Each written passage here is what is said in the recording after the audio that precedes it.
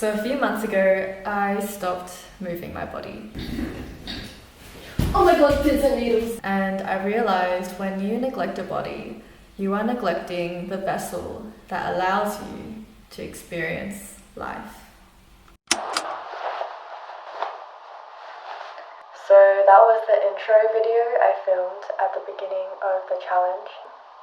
But halfway through, life hit me with something I wasn't expecting.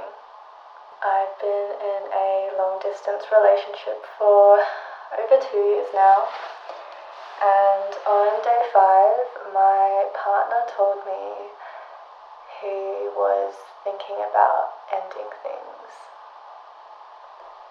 And then my whole world started falling apart.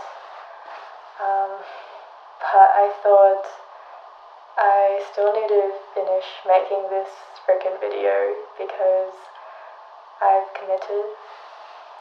And the whole point of this challenge anyway was for me to cultivate discipline within myself. And I've come to realize that discipline is not so hard when life is going your way. But when life starts throwing shit at you, I think that's when your discipline is really being put to the test.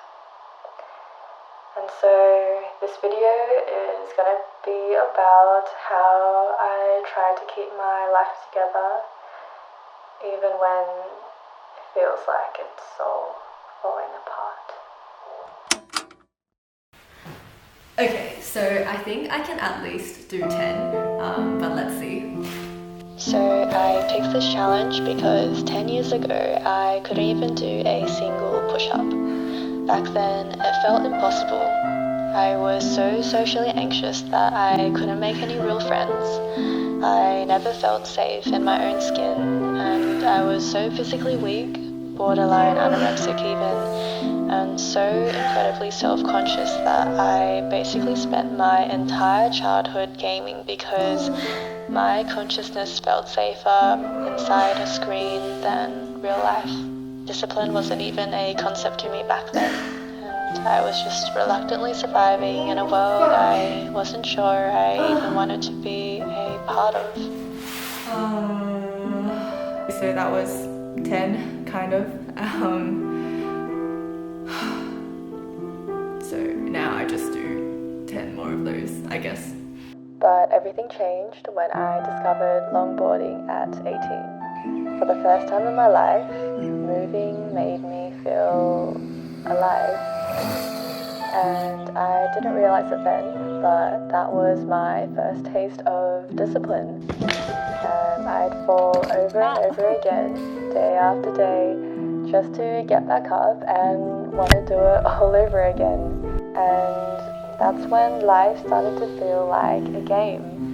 You train to get EXP, level up, and unlock new skills. It's the best feeling in the world, really. And as I got better at skating, I started wondering, what else can I do with this body?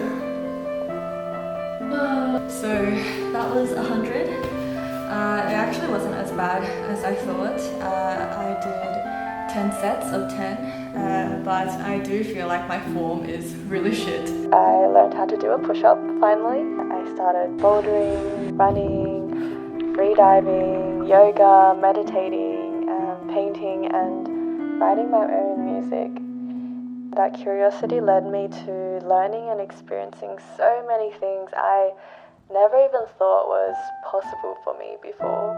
Maybe one of the proudest things I've achieved was becoming a certified snowboard instructor with no prior snowboarding experience, and that became my source of income to solo travel the world, and I did that for the past 3 years. Through all of it, I learned that confidence doesn't come from already being capable at something. It comes from trusting that as long as you keep showing up, you'll figure it out. And with that, discipline became the foundation of that trust I have in myself. And so when I came home, I made another crazy decision to be a YouTuber. I want to be able to share my art, the philosophies I've learned through my travels, and be able to make a meaningful impact on other human beings in this world. I got really obsessed with this dream and became a little gremlin in my cave, basically, and prioritized editing my videos over everything else in my life. And that wasn't healthy. My life became really imbalanced. I stopped eating well, I stopped exercising, and I just neglected my body completely. That's why I started this challenge, because I wanted to rebuild the habit of showing up to not just the dreams I'm pursuing, but for the variety of things in life that we need to be healthy, happy, and whole. And so currently I'm learning another layer of discipline. I'm realizing how dangerous it is to become so tunnel vision, because you can really lose yourself in that. Discipline isn't about putting all your focus on one thing. It's making sure that whilst you are pursuing that thing, you are still taking care and maintaining all these other areas in your life as well, because they're equally as important. And at the end of the day, everything is connected and it's all one. And as I was having all these revelations about discipline and how I want to live my life, on the night of day 5, my partner told me he wasn't sure about us. That was a lot to take in. I wasn't expecting it. Suddenly, this whole vision I had of our future together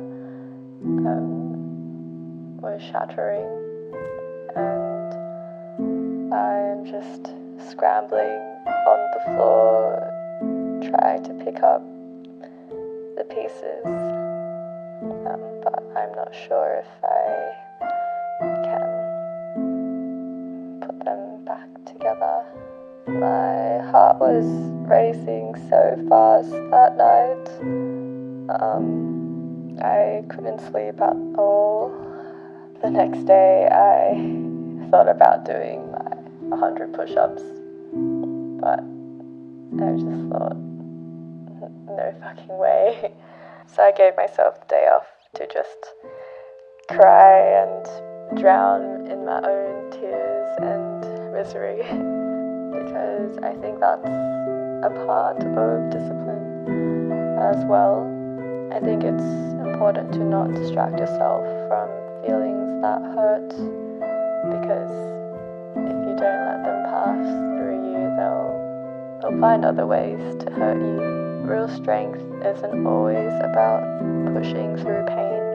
It's recognizing your limits and knowing when to take a step back and be with yourself. I think people with big egos really struggle with this. I know I definitely do.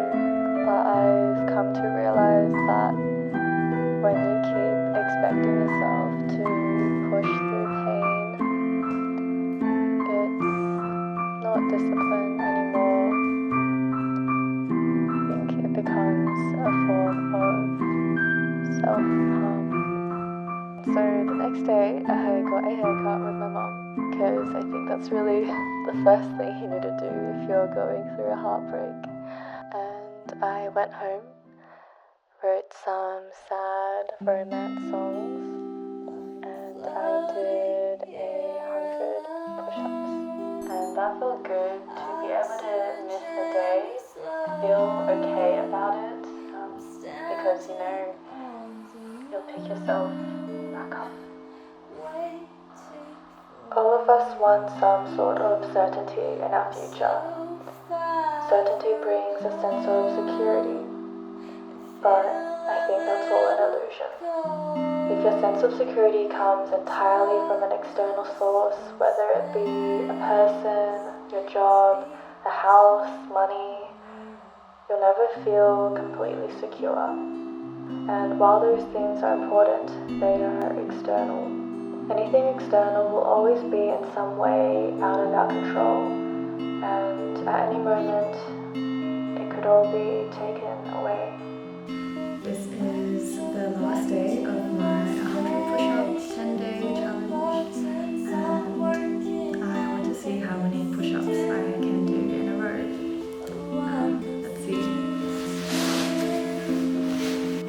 I think that true security can only come from the trust you have in yourself, to know that no matter what happens, you've got this, and even if everything has fallen apart, you're strong enough to start again.